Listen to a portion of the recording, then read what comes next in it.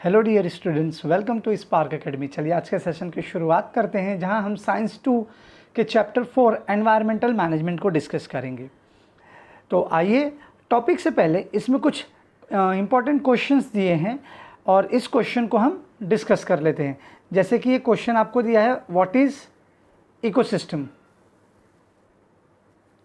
What is ecosystem, तो ecosystem है क्या, and which are the different components, और इसके कौन कौन से कंपोनेंट है, यानी इसमें किन किन चीज़ों का समावेश किया गया है। तो यहाँ पर आपको नीचे इसका डेफिनेशन दिया है, ये आप यहाँ से देख लीजिए। Ecosystem is formed by biotic and abiotic factor and their interaction. तो अब आप जान जाएंगे कि जब कोई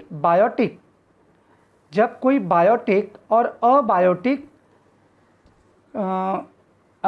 ऑब्जेक्ट आपस में इंटरैक्ट करते हैं, उसे हम इकोसिस्टम कहते हैं। बायोटिक ऑब्जेक्ट या थिंग्स यानी कि living organism like animal, plant, and abiotic यानी कि non living things like soil, water, air. अब इसके साथ हमें पूछा है डिफरेंट कंपोनेंट्स के, तो कंपोनेंट्स के बारे में आइए हम देख लेते हैं, इसके कंपोनेंट्स कौन कौन से हैं। सो ये रहे इसके कंपोनेंट्स। बायोटिक कंपोनेंट्स एग्जांपल यहाँ पर आपको दिया है, प्रोड्यूसर, यहाँ पर आप देख सकते हैं प्रोड्यूसर, कंज्यूमर एंड डिकम्पोजर, ये तीन इसके बायोटिक कंपोनेंट्स हैं। और अबायोटिक कंपोनेंट कौन कौन से हैं, सॉइल, वाटर, एयर, अभी मैंने आपके साथ डिस्कस किया, sunlight, temperature, etcetera. Second question जो यहाँ पर पूछा है वो आपको दिया है कि which are the different types of consumer and what are the criteria for their classification, यानी वो कंज्यूमर के कितने प्रकार हैं, कितने टाइप हैं और उनकी क्राइटेरिया क्या है उनको क्लासीफाई करने की। तो यहाँ पर आपको देखो, सबसे पहले दिया है प्राइमरी कंज्यूमर, जिसका नाम है हर्बीवोरस, यानी वो लिविंग ऑर्गेनिज्म जो प्लांट को खाते हैं। दूसरा है सेकेंडरी कंज्यूमर, जिसका नाम है कार्निवोरस, ये साइंटिफिक नेम है, जो कि फ्लैश खाते हैं, यानी कि क्या कहते हैं, मांस, मच्छी खाने वाले, फ्लैश खाने वाले, कार्निवोरस। और तीसरे हैं आखिरी में टर्शरी, जिसे हम एपेक्स कंज्यूमर भी कहते हैं। And last is omnivorous. Omnivorous बेटा क्या होता है, आपका ये जो हर्बीवोरस और कार्निवोरस का मिक्स होता है, यानी कि हम ह्यूमन बींग्स, हम वेजिटेबल्स भी खाते हैं और फ्लैश को भी खाते हैं। तो एनिमल में अगर मैं आपसे पूछूं तो मुझे इसका बताइए आंसर कि ऐसा कोई एनिमल जो फूल ये अपने प्लांट्स भी खाता हो, एनिमल भी खाता हो। तो भालू आप उसे बोल सकते हैं, बियर, जो हर्बीवोरस भी होता है, कार्निवोरस भी होता है। अच्छा, अब इनको क्लासीफाई करने के लिए क्या क्राइटेरिया है, तो देखो बेटा, यहाँ पर आपको दो क्राइटेरिया दिया, एक है मोड ऑफ न्यूट्रिशन और दूसरा है फूड रिक्वायरमेंट, यानी कि इनका जो न्यूट्रिशन का इनको न्यूट्रिशन कहाँ से मिलता है, वो कौन सा फूड प्रोडक्ट है जो ये खाते हैं। तो हर्बीवोरस है तो प्लांट खाएगा, हाँ, कार्निवोरस है तो फ्लैश खाएगा। तो ये एक क्राइटेरिया हुई क्लासीफाई करने की। ओके, और इनके फूड की रिक्वायरमेंट क्या होती है, किसी के फूड की रिक्वायरमेंट फ्लैश को खाना है, किसी के फूड की रिक्वायरमेंट प्लांट को खाना है, किसी की रिक्वायरमेंट है कि उसे दोनों ही चाहिए। ठीक है, तो उनके रिक्वायरमेंट पे फूड के और उनके न्यूट्रिशन के मोड को, मतलब उनको वो कहाँ से न्यूट्रिशन मिलेगा, ये दो फैक्टर्स, ऐसे और भी क्राइटेरिया हैं, ये दो मेजर हैं जिसके बेसिस पे हम क्लासीफाई करते हैं कंज्यूमर को। थर्ड क्वेश्चन क्या है, आइए वो देख। ओके, तीसरा क्वेश्चन बेटा आपको यहाँ पर दिया है, what may be the relationship between lake and birds on a tree, यानी कि एक पेड़ पे रहने वाला पक्षी और लेक, जिसे वाटर बॉडी आप कहते हैं, नदी कह सकते हैं, दरिया कहते हैं, उन दोनों में के बीच में क्या रिलेशन है, वो दोनों कैसे एक दूसरे को रिलेट करते हैं। तो आइए उसके आंसर को। ओके स्टूडेंट, तो यहाँ पर आपको देखो क्वेश्चन दिया है, question number 3, lake and birds on tree are related to the aquatic system. Aquatic यानी कि जो एक हमारा एक्वाटिक इकोसिस्टम, जो पानी के अंदर, वो भी हमारा एक तरीके का इकोसिस्टम है। टेरेस्ट्रियल इकोसिस्टम यानी कि जो लिविंग ऑर्गेनिज्म ज़मीन पे रहने वाले हैं, उसे हम टेरेस्ट्रियल इकोसिस्टम कहते हैं। कुछ एनिमल पानी के अंदर है, बहुत सारे हैं, तो उनकी भी एक अलग दुनिया है। इकोसिस्टम यानी कि उन ऑर्गेनिजम्स की अपनी अलग दुनिया। तो एक्वाटिक यानी कि जो पानी में पाए जाते हैं। अब जैसा कि आप जानते हैं कि जो apart from the terrestrial ecosystem, bird also form the part of aquatic system. Example pond, lake etcetera. Bird हालांकि कहाँ रहता है? ज़मीन पे, फ्लाई करता है आकाश में, स्काई में, बट वो ज़मीन पे भी रहता है, तो वो टेरेस्ट्रियल इकोसिस्टम का हिस्सा है। बावजूद इसके वो हमारे एक्वाटिक इकोसिस्टम का भी हिस्सा है। तो उसके लिए आपको एक चेन यहाँ पर दी है। देखो, फाइटोप्लैंक्टन, ये ऐसे प्लांट्स होते हैं या प्रोड्यूसर प्लांट होते हैं जो कि पानी के अंदर पाए जाते हैं। इनका कंजम्पशन कौन करता है? जू प्लैंक्टन। जू प्लैंक्टन यानी कि ये ऐसे छोटे छोटे ऑर्गेनिज्म होते हैं, माइक्रो ऑर्गेनिजम्स होते हैं जो कि पानी के अंदर सर्वाइव करते हैं इन प्लैंक्टन्स के ऊपर। और इन जू प्लैंक्टन्स को कौन खाता है? फिश। और एट द एंड फिश को कौन खाता है? बर्ड। तो कहीं ना कहीं बर्ड भी हमारे इकोसिस्टम का ही हिस्सा है। देखो यहाँ पे ये स्टेटमेंट्स आपको अच्छे से समझ में आ जाएगा। Plankton growing in a pond are food for zooplankton. जो ये आपका फाइटो प्लैंक्टन है जो कि पॉन्ड में ग्रो करता है, एक तरीके का ग्रीन प्लांट होता है, बहुत छोटा छोटा प्लांट होता है। आप हिंदी में काई नहीं बोलते हो आप उसे, वैसा। तो उसे कौन खाता है? जू प्लैंक्टन ईट करता है। Zooplankton, this zooplankton are then eaten by fish. और ये जू प्लैंक्टन को कौन खाता है? फिश खाता है। और and the bird feed on this fish. और बर्ड ही इस फिश पर डिपेंड करता है। According to the food chain, bird also part of our lake ecosystem. Bird भी हमारे इस लेक इकोसिस्टम का हिस्सा है। तो ये आपका हो गया थर्ड क्वेश्चन। और ये जो आखिरी क्वेश्चन है, question number 4, what is the difference between food chain and food web. Food chain और फूड वेब में डिफरेंस क्या है बेटा? देखो, आपने लास्ट ईयर भी पढ़ा होगा फूड चेन है क्या। मतलब एक साइकिल, जो एक का खाना जो किसी दूसरे पर डिपेंड करता है। आपने ये पढ़ाई होगा लास्ट ईयर।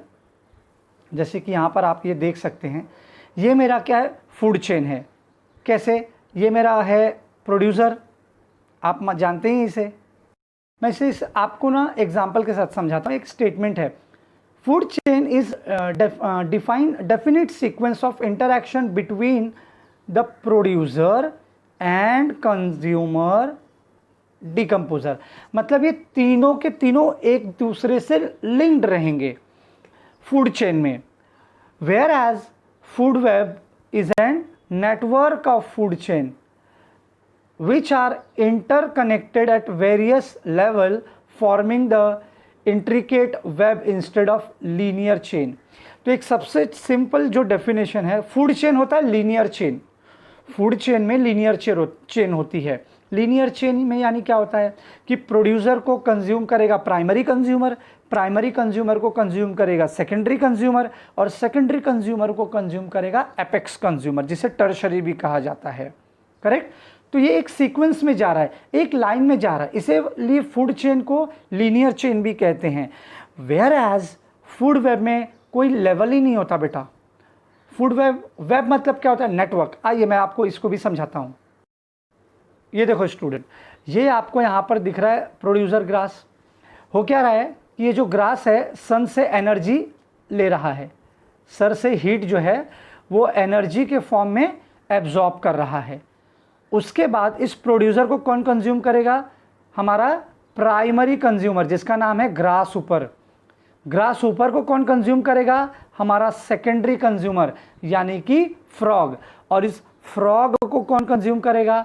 हमारा टर्शरी कंज्यूमर यानी कि स्नेक। और स्नेक को कौन कंज्यूम करेगा? हमारा एपेक्स कंज्यूमर यानी कि ईगल।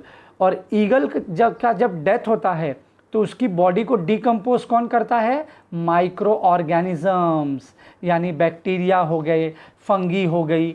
और उसके बाद क्या होते हैं? हमारे इस एपेक्स कंज्यूमर को डिकम्पोज करने के बाद वो वापस से हमारे इस यूनिवर्स में यानी हमारे इस अर्थ में विलीन हो जाता है और फिर से इससे प्लांट प्रोड्यूस होते हैं जो कि सन से एनर्जी रिलीज कर एनर्जी हीट एब्जॉर्ब करते हैं एनर्जी के फॉर्म में। और ये साइकिल आप देखेंगे तो ये इसी तरीके से चलता जाएगा। ये जो साइकिल है एक फ्लो में इसी तरीके से एक लीनियर के फॉर्म में चलते रहती है, इसीलिए हम इसे फूड चेन कहते हैं। और जबकि फूड वेब में क्या होता है, देखो स्टूडेंट, फूड वेब में क्या होगा, अब ये ग्रास ऊपर है, यहाँ आप देख सकते हो ग्रास ऊपर किसको खाता है, ब्लू बर्ड। ग्रास ऊपर को कौन खाता है, ब्लू बर्ड खाता है, यानी ये इसका प्राइमरी कंज्यूमर हो गया। अच्छा, अब ब्लू बर्ड को खाने के लिए ये किससे खाता है, हॉक को। हॉक भी एक तरीके का बेटा बर्ड ही होता है। तो हॉक देखो फ्रॉग उसको खा लेता है, रैबिट भी हॉक को खाता है, हाँ। और डियर को कौन खा रहा है, टाइगर। रैट को भी कौन खा रहा है, टाइगर। तो आपको इसमें कोई एक साइकिल दिख रहा है क्या, देखो स्नेक भी डिकम्पोज हो जाता है, उसकी बॉडी भी, हालांकि वो तो सभी की होगी। एंड ग्रास को कौन खाता है, डियर, ठीक है। डियर की भी बॉडी डिकम्पोज होती है, डियर भी टाइगर खा लेता है। तो कहने का मतलब है कि यहाँ पर कौन प्रोड्यूसर है कौन कंज्यूमर है, इनका कोई लेवल नहीं है, कोई चेन नहीं है, ये एक तरीके की नेटवर्क बन गया, एक जाला बन गया है, इसे हम फूड वेब कहते हैं। अब फूड चेन और फूड वेब में डिफरेंस आपको आ गया है। सो मुझे लगता है आपको ये बेसिक डिफरेंस तो फूड चेन और फूड वेब में आ गया होगा। फूड चेन में क्या होता है, एक चेन होती है, प्रोड्यूसर की, कंज्यूमर की और डिकम्पोजर की। लेकिन फूड वेब में क्या होता है, वेरियस लेवल होते हैं, इसमें एक लीनियर चेन होती है फूड चेन में, और फूड वेब में बहुत सारे लेवल होते हैं। आगे बढ़ते हैं थिंक एंड आंसर में, जहाँ पे आपको पूछता है write the name and category, write the just a sec write the name and category of each of the component shown in the figure. आपको इस फिगर में जितने भी कंपोनेंट दिए हैं आपको उनकी कैटेगरी बतानी है और साथ ही साथ उसका आपको नाम भी बताना है। तो जैसे कि ये क्या था, ये था आपका ग्रास, अभी मैंने आपको डायग्राम में बताया था, और ये होता है प्रोड्यूसर। चलो फिर से एक बार उस डायग्राम पे जाते हैं। ये देखो स्टूडेंट, यहाँ पर आपको अच्छे से समझ में आएगा। ये है आपका ग्रास जिसे हम प्रोड्यूसर कहते हैं। ग्रास ऊपर आपका प्राइमरी कंज्यूमर है, फ्रॉग आपका सेकेंडरी कंज्यूमर है, स्नेक आपका टर्चरी कंज्यूमर है, और ईगल आपका एपेक्स कंज्यूमर है। And the last is decomposer, जिसे आप फंगी और बैक्टीरिया भी कह सकते हैं। सो आई होप आपको ये समझ में आ रहा होगा। अब आपको यहाँ पे कहता है what is necessary to convert this picture into food web and why. आपको इस पिक्चर में कौन सी चीज़ की सबसे ज़्यादा ज़रूरत है जिससे कि आप इस फूड चेन को फूड वेब में कन्वर्ट कर दो। तो मैंने आपको बताया था, आप यहाँ पर बीच में कहीं डियर ले लो, टाइगर ले लो, हाँ लायन ले लो। तो देखो अगर आपने यहाँ पर जैसे बीच में डियर ले लिया और टाइगर को यहाँ पर ले लिया, हाँ, या तो हॉक नाम का कोई पक्षी है उसे आपने ले लिया, तो आपको जैसे पता है कि डियर जो है वो ग्रास के ऊपर डिपेंड करता है, और टाइगर के लिए तो सभी एक बराबर है, हाँ। तो टाइगर डिपेंड करता है डियर पे, और डियर भी डिकम्पोज होगा, टाइगर भी डिकम्पोज होगा।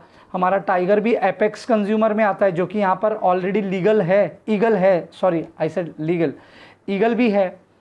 तो ऐसे कुछ एनिमल्स आप इसमें ऐड कर दो, तो ये जो फूड चेन है आपका फूड वेब बन जाएगा। अभी मैंने आपको अपने इस सेशन में दिखाया था, चलो एक बार फिर से आपको दिखाता हूँ।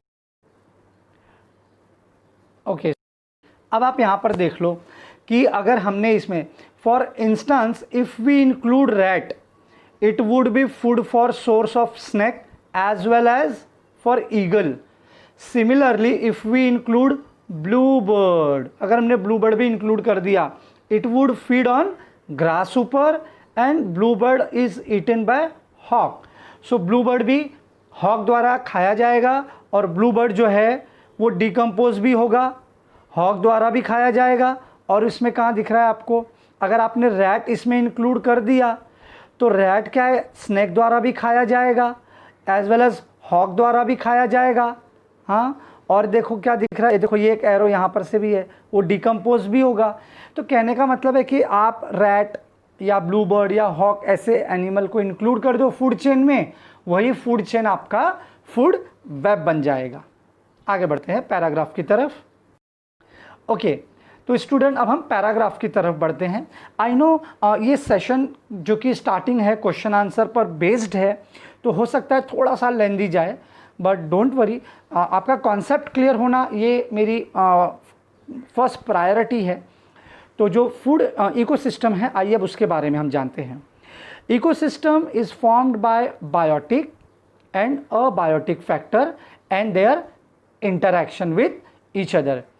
Each factor play very important role in ecosystem. हमारे इकोसिस्टम में बायोटिक और अबायोटिक दोनों ही फैक्टर बहुत इंपॉर्टेंट रोल निभाते हैं। देखो, हम लिविंग ऑर्गेनिज्म है, बायोटिक है, अगर आपको एयर नहीं मिलेगा, ऑक्सीजन नहीं मिलेगा, यानी हमारी डेथ हो सकती है, ये रीज़न हो सकता है ना। सो बायोटिक अबायोटिक दोनों ही बहुत ही इंपॉर्टेंट है। जैसे कि सबसे पहले हमने पढ़ा बायोटिक और अबायोटिक, जो हमारे इकोसिस्टम के जो लेवल हैं, 3 लेवल हैं, producer, composer, consumer and decomposer. तो सबसे पहला जो यहाँ पर है वो है आपका प्रोड्यूसर, वो है आपका producer. Producer like plant are important. Example जैसे आप ले लोगे herbivorous like deer, goat, sheep, cattle, horses, camel etcetera feeding upon producer. तो ये सारे ऐसे एनिमल हैं जो कि प्रोड्यूसर के ऊपर डिपेंड करते हैं, ठीक है। अच्छा, और इन प्रोड्यूसर के ऊपर कौन डिपेंड करता है बच्चा? इन प्रोड्यूसर के ऊपर डिपेंड करता है कंज्यूमर। और वो कंज्यूमर कौन कौन से हैं, आइए उसे भी देख लेते हैं। So the predator like lion, tiger which are prevent over population of herbivorous. देखो बेटा, अगर प्लांट को खाने वाले जितने भी एनिमल हैं सिर्फ वही इस धरती पर रह जाएंगे तो भी हमारा इकोसिस्टम का या एनवायरनमेंट का संतुलन बिगड़ जाएगा, क्योंकि फिर चारों तरफ आपको ग्रीनरी मिलेगी ही नहीं, क्योंकि प्लांट्स को खाने वाले एनिमल ज़्यादा हो गए। इसके लिए गॉड ने कार्निवोरस भी बना दिया। कार्निवोरस उन्हें हर्बीवोरस को खाएगा, जिससे कि हर्बीवोरस की संख्या इतनी ज़्यादा न बढ़ जाए। तो कार्निवोरस भी हमें ज़रूरी है, हर्बीवोरस भी हमें ज़रूरी है। हर्बीवोरस, कार्निवोरस, इससे हमारा इकोसिस्टम जो है वो बैलेंस रहेगा। हर्बीवोरस जो प्लांट को खाते हैं, कार्निवोरस जो उस हर्बीवोरस को खाएंगे। तो लायन, टाइगर ऐसे प्रीडेटर है जो ज़रूरी है कि उन हर्बीवोरस को खाएं, जिससे कि हमारे धरती से ग्रीन प्लांट एकदम ही एक्सटिंक्ट ना हो जाए। तो उसको कंट्रोल करने के लिए कार्निवोरस प्रीडेटर के रूप में हमें बहुत ज़रूरी है। अब अ क्वेश्चन में arise in your mind that whether the caterpillar found in nature, caterpillar कैसे हमारे लिए उपयोगी हो सकता है जो नेचर में है। Organism present in filthy places, filthy यानी कि होता है कि डर्टी, आपका डर्टी प्लेस जिसे आप कहते हैं, फिल्दी का मतलब होता है डर्टी प्लेस। टर्माइट्स, दीमक जो लकड़ियों को खाता है, इंसेक्ट छोटे छोटे कीड़े, प्रेजेंट इन द डंग, जैसे गोबर आप जिसे कहते हो, डंग यानी कि होता है गोबर, आर द रियली यूजफुल। सोच के देखो कि ये छोटे छोटे जो माइक्रो ऑर्गेनिजम्स है, इंसेक्ट है, कीड़े मकोड़े हैं, क्या इस हमें या हमारे नेचर को ज़रूरत है इनकी? सोच के देखो। तो बेटा आंसर है बिल्कुल ज़रूरत है, क्योंकि यही छोटे छोटे माइक्रो ऑर्गेनिजम्स जो हैं हमारे बॉडी को डिकम्पोज करते हैं, और तो और डिकम्पोज करने के साथ साथ हमारे नेचर को या एनवायरनमेंट को क्लीन भी करते हैं। Okay, it means that our existence is due to this factor present around us, hence we should care for this factor। तो हमें इन सारे फैक्टर्स का ध्यान रखना है, क्योंकि इन्हीं के चलते आज हम यहाँ पर एग्जिस्ट कर रहे हैं। अगर ये नहीं होते तो शायद ह्यूमन बीइंग्स भी यहाँ पर सर्वाइव नहीं कर पाता। ओके, अब यहाँ पर आप एक स्लोगन आपको दिया है, क्या दिया है स्लोगन, आइए से देखते हैं।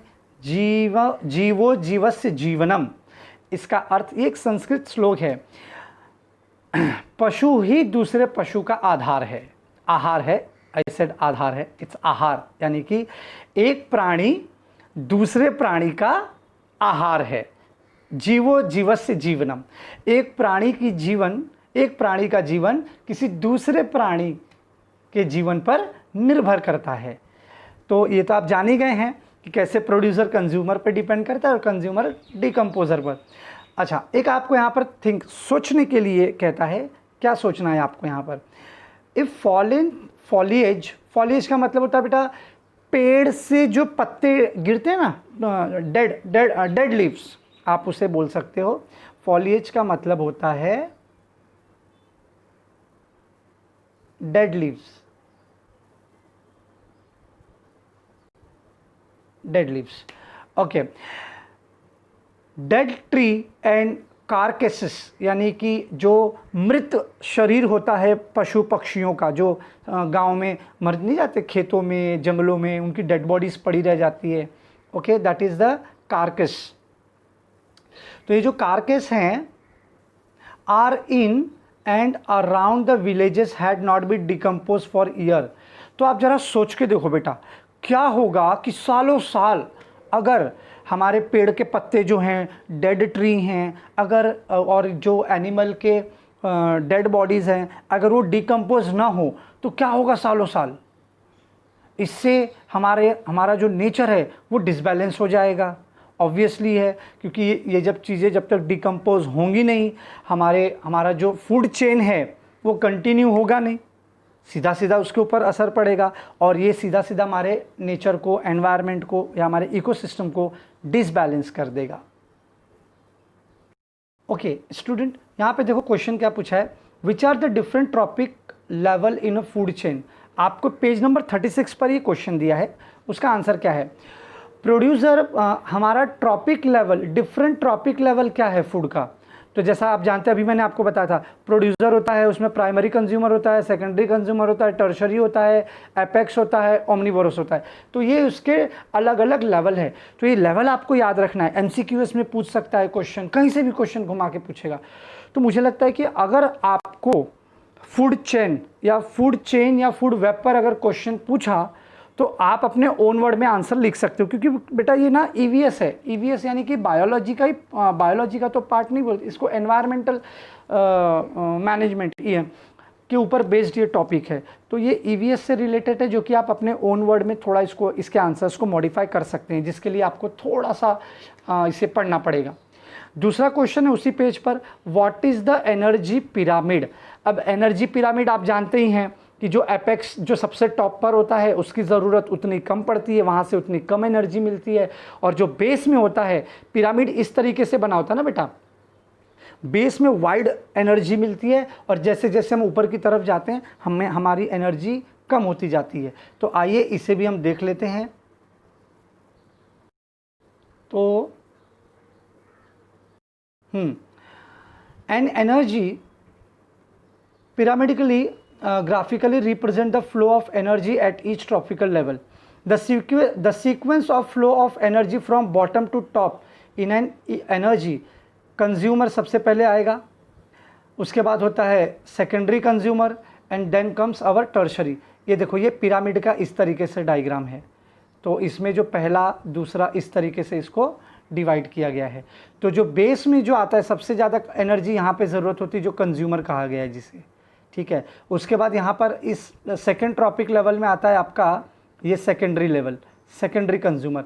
और ये जो एपेक्स होता है, ये जो आपका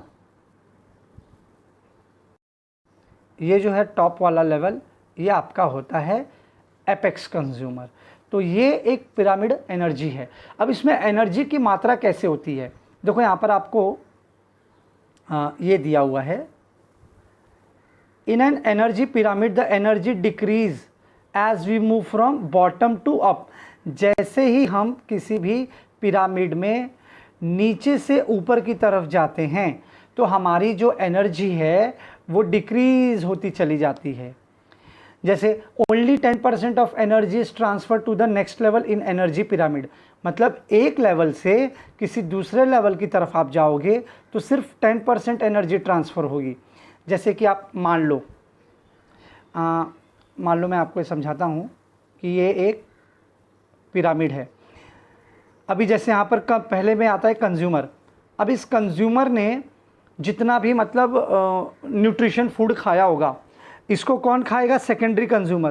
तो जो एनर्जी पहले वाले को मिली है उतनी एनर्जी सेकेंडरी को मिलेगी क्या? इससे नहीं मिलेगी बेटा, इससे कम ही इसमें से ट्रांसफ़र होगी, क्योंकि इसकी बॉडी ने भी तो कुछ एनर्जी एब्जॉर्ब किया होगा। जो सेकेंडरी वाला है, जो ये कंज्यूमर है, इस कंज्यूमर की बॉडी ने भी तो कुछ एब्जॉर्ब किया होगा, जो भी उसने न्यूट्रिशन लिया है, तो उसमें से सिर्फ 10% ही सेकेंडरी वाला एब्जॉर्ब करेगा। अब जब सेकेंडरी वाला 10% ही एब्जॉर्ब कर पाया है, तो जो टर्शरी इसको खाएगा वो इससे ओनली 10% ही कंज्यूम कर पाएगा। बाकी देखो इसमें कहता है 90% जो होता है वो लॉस्ट हो जाता है in the form of heat, heat के फॉर्म में वो हमारे नेचर में लॉस्ट हो जाता है, आई मीन चला जाता है। बाकी 10% ही हमें मिलता है। तो आज के सेशन के लिए बच्चों